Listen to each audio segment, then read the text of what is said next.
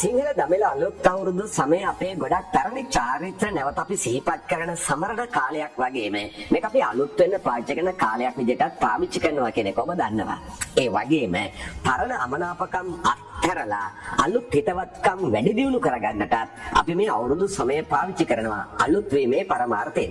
ඉතින් මෙවර සිංහල දමිළ අලුත් අවුරුද්ද වඩාත් අර්ථාන්විත කරගන්න අපේ ජීවිතවලට මා ඒ පරණ පුරුද්දක් සිරිතක් විරිතක් යලිත් ඔබට සිහිපත් කරන්නට කැමතියි. කුමක්ද මගේ පුංචි යෝජනාව කලිනුත් අපේ ගාව තිබුණු දැනටත් අපි කරන ඒත් මේ අවුරුද්දෙත් කරන්නට.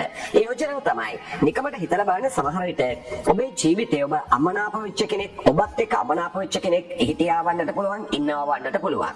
සමහරට ඒ සමබරතාවය තාම ගොඩ නැගිලා නැහැ. ඔබේ ඥාතියෙක් වෙන්න පුළුවන්. සමහරට ඔබේ පවුලේම සහෝදරයෙක් වෙන්න පුළුවන්. අසල්වැසියෙක් වෙන්න පුළුවන්. ඒ අමනාපකම නතර කරලා අවසන් කරලා ඕන් එක යලි හොඳ ගොඩ සමබරතාවයක් නැවුම් සමබරතාවයක් ගොඩ නගා ගන්න අපිට මේ අලුත් අවුරුදු සමය පාවිච්චි කරන්න පුළුවන්. ඒ වගේම සමහරට කොමන හෝ කරුණක් මත ඔබේ හිතේ තරහක් තිබෙන නැත්නම් යම්කිසි වැරදි අදහසක් තිබෙන කෙනෙක් ඉන්නට පුළුවන්. ඔබ ඔබේ ජීවිතෙන් අත්හැරලා දාපු. සමහරට ඔවුන්ට සමාව දීලා නැවතත් ඔවුන් එක්ක සුහද සමබරතාවයක් ගොඩ නගා ගන්න මේ අලුත් අවුරුදු සමය අපිට පාවිච්චි කරන්න පුළුවන්. ඒ කෙනා සමහරට ඔබේ පවුලේම කෙනෙක් වෙන්න පුළුවන්. ඔබේ සහෝදරයෙක් සහෝදරියක් වෙන්න පුළුවන්. අසල්වැසියෙක් වෙන්න පුළුවන්.